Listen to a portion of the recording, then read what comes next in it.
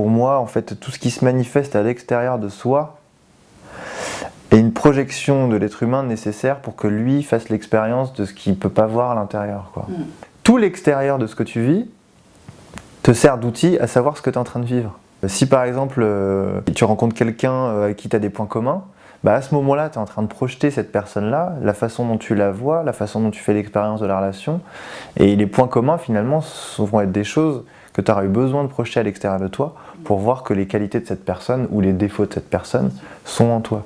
Au moment où tu es en train de dire à quelqu'un qu'il est con, encore une fois, c'est ton extérieur. Donc au moment où tu es en train de vivre une relation avec quelqu'un que tu considères comme un con, finalement, il est juste en train de te montrer le gros con que t'es au moment où tu es en train de dire que c'est un gros con, quoi.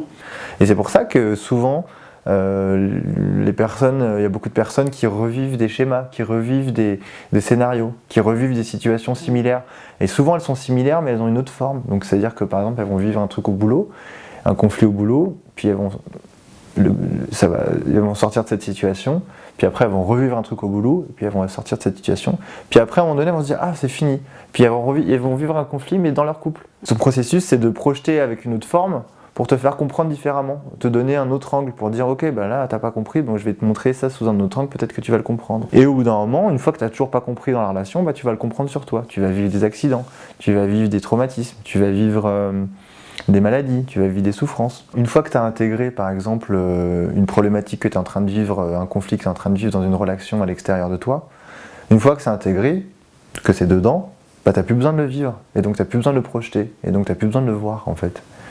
Et c'est comme ça que l'être humain il évolue au fur et à mesure d'intégrer les expériences. Je considère l'être humain, que chaque être humain est un projecteur ou une caméra.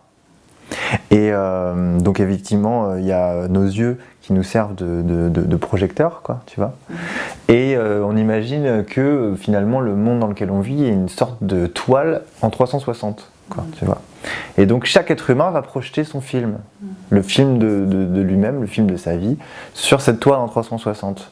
Et que du coup le travail que je fais, soit avec des artistes ou des non-artistes, c'est de savoir quelle pellicule tu as à l'intérieur de toi, et par quoi tu veux la remplacer ou qu'est-ce que tu veux changer à l'intérieur, quoi, en fait. À partir du moment où tu changes la pellicule à l'intérieur, c'est-à-dire comment tu vis tes expériences, comment tu ressens les choses, etc., ton film il est différent à l'extérieur de toi, en fait. Le seul but finalement, c'est de vivre son authenticité à 100%, quoi.